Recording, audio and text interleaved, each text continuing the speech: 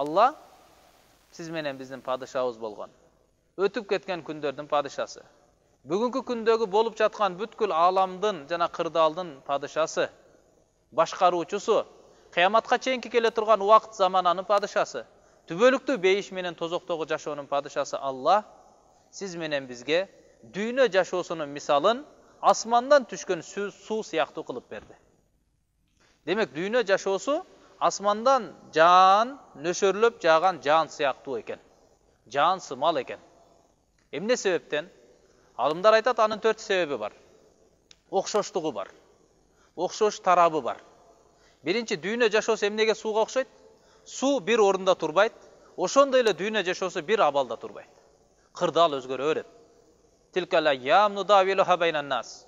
Ал күндөр дейт Кур'ан-ы Каримде.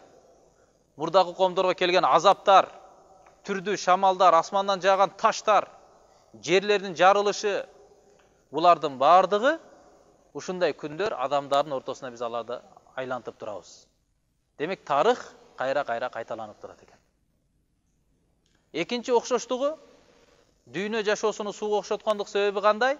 Суу бүгүн жаан жааган болсо, эртеси күнү чыгып, балкондон чыгып карасаңыз, эч бир жаандын бир белгиси калбай калды. Күн чыккан, чымчыктар сайрап, эч бир жаан жаабагандай жашоо болуп калды. Суу бир орунда турбайт, жок болуп кетет. Жерге сиңип, абага учуп кетет. Ошол сыяктуу урматтуу тууган, дүйнө жашоосуну сууга окшотуп мисал берет дегени, бул дүйнө жашоосу өтүп кетет деген сөз. Дүйнөнүн кайгысы жок боло турган кайгы. Дүйнөнүн рахаты убактылуу рахат. Дүйнөнүн ачуу шириндиги бул убактылуу. Энемдин курсагынан келдим базарга, бир кепин сатып алып кайттым мазарга деген экен бир акын. Ошол сыяктуу урматтуу тууган, бул дүйнө өтүп кете турган нерсе экендигинин кабарын берет. Үчүнчү окшоштугу кандай?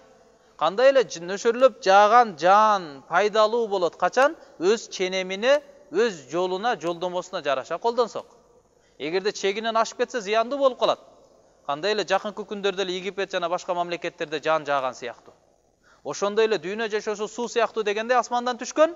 Эгерде дүйнөнү чеги менен колдонбосок, анын жолдомосуна ылайыктуу колдонбосок, анда дүйнө, биздин дүйнө жана акыретибиздин бузулуусуна себеп болуп калат деген сөз. Төртүнчү окшоштук, мына мен ушуга токтолоюн деп жатам. Эмне себептен дүйнө жашоосуну асмандан түшкөн сууга окшотту? Анткени кандай эле адам баласы сууга эгерде түшсө, чүңкүсө, суудан таасирленбестен, ным болбостон, кийген кийими, дене мүчөсү суу болбой чыкпагандай, дүйнө жашоосуна жашап аткан адам дүйнөдөгү болуп жаткан кырдаал, жаратылыш кубулуштарынан сөзсүз таасирленип жашайт.